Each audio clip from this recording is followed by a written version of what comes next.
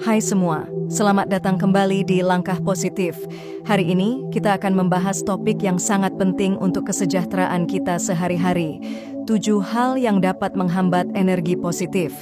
Kadang, tanpa kita sadari, ada kebiasaan atau perasaan yang bisa menghalangi kita merasakan energi positif dalam hidup. Mari kita lihat apa saja hal-hal tersebut dan bagaimana kita bisa mengatasinya. Yuk, langsung saja kita mulai.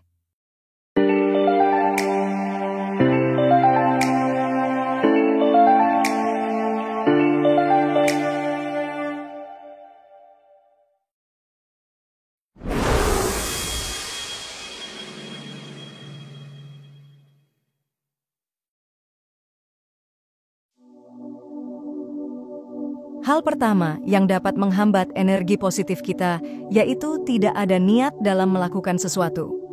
Yuk, kita telusuri lebih dalam. Ketika kita melakukan sesuatu tanpa niat yang jelas, segala aktivitas yang kita jalani terasa hampa dan tidak bermakna. Bayangkan saja, menjalani hari tanpa tujuan, seolah-olah kita hanya menghabiskan waktu tanpa arah. Ini bisa membuat kita merasa lesu dan kurang bersemangat. Padahal, niat adalah energi awal yang dapat mendorong kita untuk bertindak dengan penuh semangat dan gairah. Tanpa niat, kita mudah merasa jenuh dan akhirnya menyerah di tengah jalan. Misalnya, saat kita memulai proyek baru atau belajar keterampilan baru, tanpa niat yang kuat, kita mungkin cepat merasa bosan dan kehilangan motivasi. Niat yang jelas dan kuat adalah fondasi utama yang membuat kita terus berusaha dan tidak mudah menyerah, meskipun menghadapi tantangan.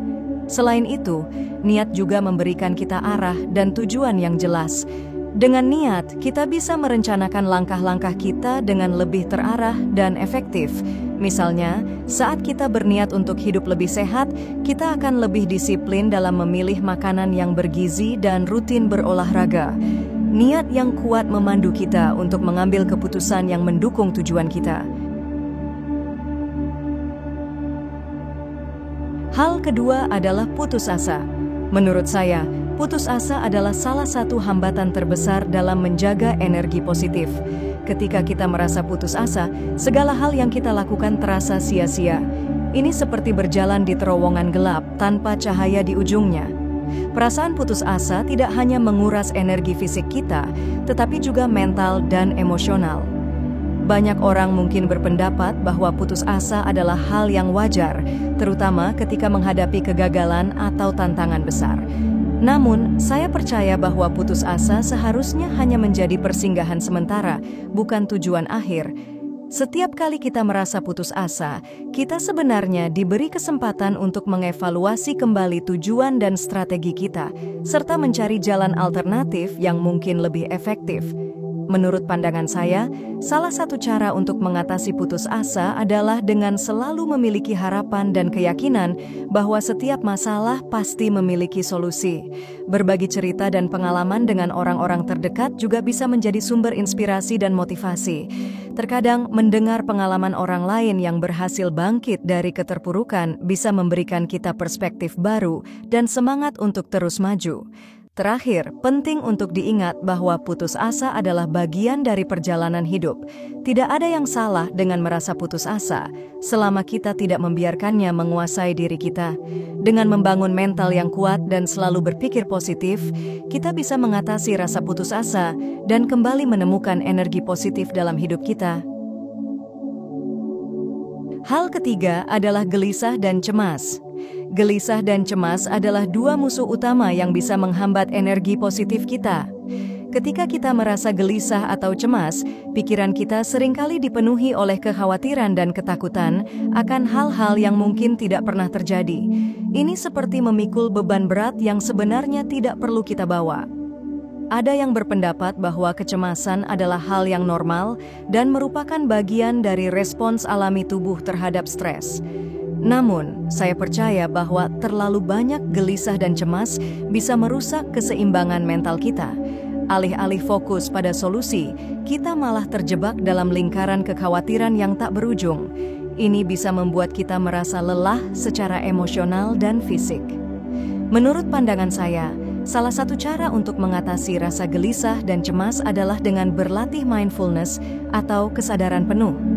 Dengan tetap hadir di saat ini dan tidak terlalu khawatir tentang masa depan, kita bisa mengurangi beban pikiran yang tidak perlu. Selain itu, berbicara dengan teman atau konselor juga bisa membantu melepaskan kecemasan yang kita rasakan. Mendapatkan perspektif dari orang lain seringkali memberikan kita rasa lega dan membantu kita melihat masalah dari sudut pandang yang berbeda. Pada akhirnya, penting untuk diingat bahwa rasa gelisah dan cemas adalah bagian dari kehidupan. Namun, kita memiliki kendali untuk tidak membiarkan perasaan tersebut menguasai kita. Dengan mengembangkan kebiasaan berpikir positif dan berfokus pada hal-hal yang bisa kita kendalikan, kita dapat mengurangi kecemasan dan kembali menemukan energi positif dalam hidup kita.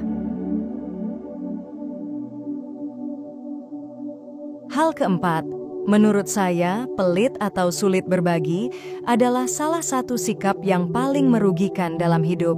Ketika kita enggan berbagi atau memberikan kepada orang lain, kita sebenarnya menutup pintu bagi aliran energi positif dalam kehidupan kita. Pelit bukan hanya soal uang atau materi, tetapi juga bisa berupa waktu, perhatian, dan kasih sayang. Beberapa orang mungkin berpendapat bahwa bersikap hemat dan menjaga apa yang kita miliki adalah hal yang bijaksana. Namun, saya percaya bahwa ada perbedaan besar antara hemat dan pelit. Hemat berarti bijaksana dalam menggunakan sumber daya, sedangkan pelit berarti menolak berbagi bahkan ketika kita mampu melakukannya. Ketika kita pelit, kita membangun tembok di sekitar diri kita yang menghalangi hubungan yang tulus dan mendalam dengan orang lain. Dalam pandangan saya, memberi adalah salah satu cara terbaik untuk membuka diri terhadap energi positif. Ketika kita memberi dengan tulus, kita tidak hanya membantu orang lain tetapi juga memperkaya diri kita sendiri. Memberi menciptakan rasa bahagia dan puas yang tidak bisa diukur dengan materi. Ini adalah lingkaran kebaikan yang terus berputar. Semakin banyak kita memberi, semakin banyak kebahagiaan dan energi positif yang kita rasakan. Penting untuk diingat bahwa berbagi tidak harus selalu dalam bentuk materi. Waktu dan perhatian adalah dua hal berharga yang seringkali lebih bermakna daripada uang. Dengan memberikan sedikit waktu kita untuk mendengarkan cerita teman atau memberikan perhatian penuh saat bersama keluarga, kita sudah melakukan tindakan yang bisa meningkatkan energi positif di sekitar kita. Hal kelima, menurut saya, serakah atau tamak adalah salah satu sikap yang paling merusak energi positif kita.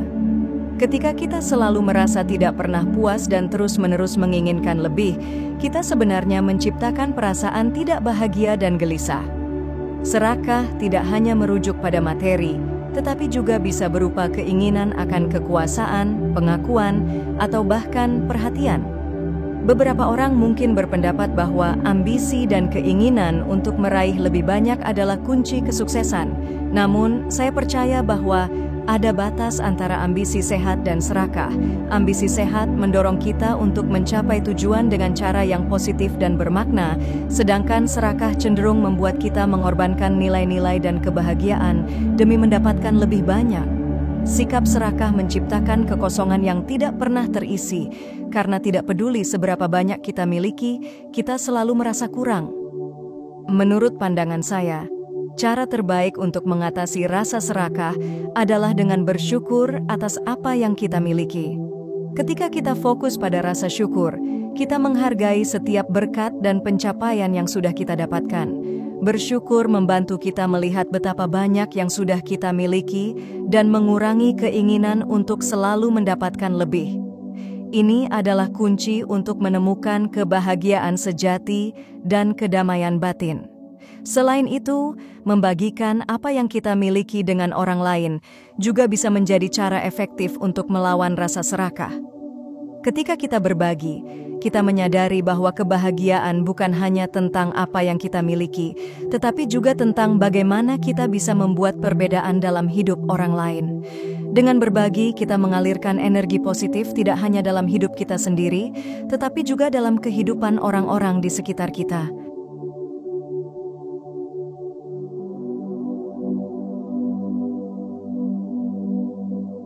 Hal keenam, Menurut saya, iri dan dengki adalah dua perasaan yang sangat beracun yang bisa menghambat energi positif kita.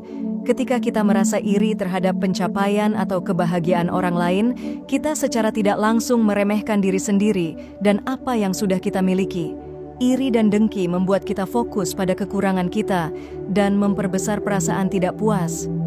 Beberapa orang mungkin berpendapat bahwa sedikit rasa iri bisa menjadi motivasi untuk memperbaiki diri. Namun, saya percaya bahwa rasa iri yang berlebihan lebih sering merugikan daripada menguntungkan. Iri dan dengki bisa membuat kita merasa tidak bahagia dan terus-menerus membandingkan diri dengan orang lain. Ini adalah sikap yang sangat melelahkan dan menguras energi kita, karena tidak peduli seberapa banyak kita capai, selalu ada orang lain yang tampaknya lebih baik.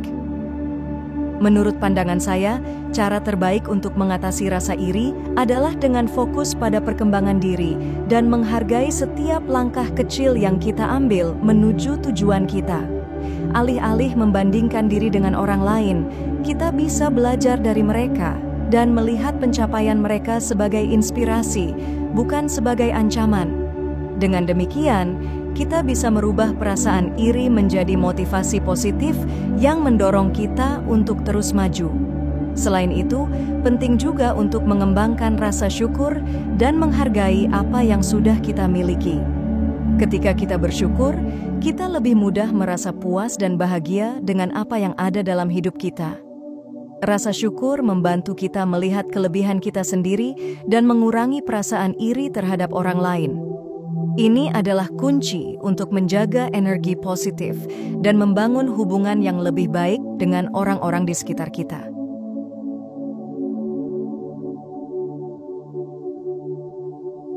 Hal ketujuh, menurut saya, kemunafikan adalah salah satu penghalang terbesar untuk energi positif dalam hidup kita.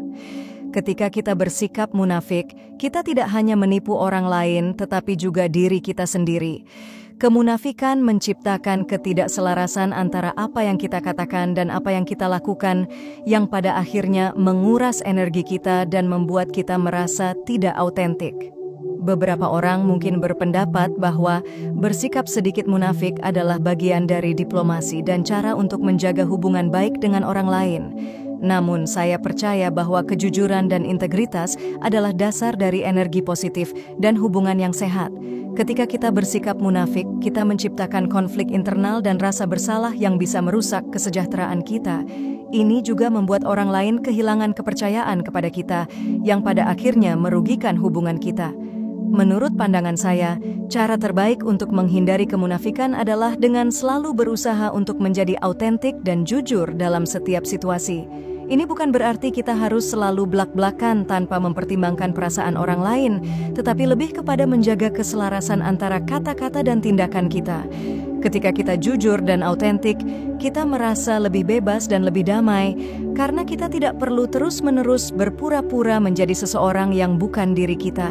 Selain itu, penting juga untuk belajar menerima dan mencintai diri sendiri apa adanya.